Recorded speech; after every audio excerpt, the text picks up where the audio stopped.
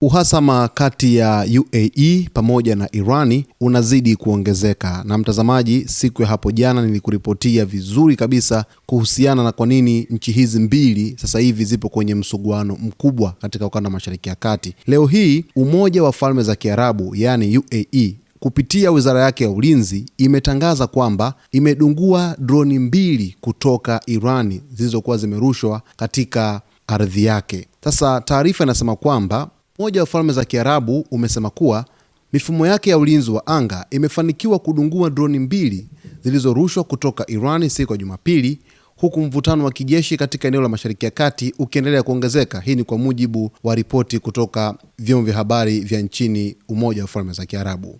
Kupitia taarifa iliyotolewa na Wizara ya Ulinzi ya UAE, mamlaka hizo zilisema kuwa hakuna vifo wala majeruhi walioripotiwa kufuatia mashambulizi hayo ya hivi karibuni. Mnamo Mei 10, 2026, mifumo ya ulinzi wa anga ya UAE ilifanikiwa kuzuia droni 2 zilizorushwa kutoka Iran. Taarifa hiyo ilieleza kupitia mitandao ya kijamii.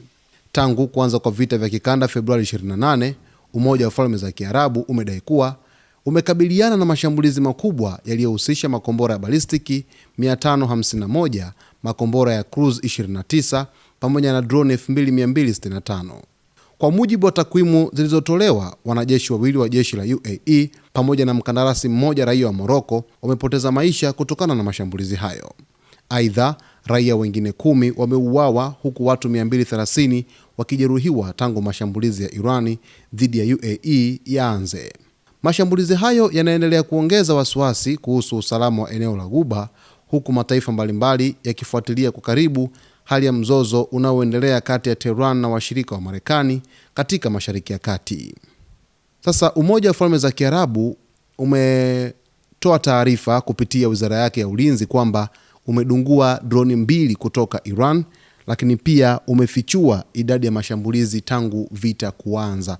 Leo hii imebidi watoe takwimu za jumla za vita ambavyo vilianza kuanzia Februari 28, ambapo Irani ilikuwa ikilenga pia maeneo kadhaa katika nchi ya Umoja wa Falme za Kiarabu, lakini pia hata baada ya ceasefire kutokea kumekuwepo na ripoti za mashambulizi ya droni pamoja na makombora kutokea nchini Irani, hasa kipindi hiki cha karibuni katika msuguano wa mlango wa bahari wa Hormuz kati ya Irani pamoja na Marekani. Uzuri kabisa, jana mtazamaji, nilikuripotia taarifa ambayo ilieleza kwa nini Umoja wa Falme za Kiarabu UAE na Irani zimeingia katika mvutano mkubwa kwa hivi sasa, ambapo mifumo ya ulinzi wa anga ya Umoja wa Falme za Kiarabu iko oni muda wote kuhakikisha kwamba anga lake linabaki salama na linafanikiwa kuepukana na makombora pamoja na droni ambazo zinarushwa kutokea nchini Irani. Sasa imebidi pia watoe takwimu general, yani za ujumla,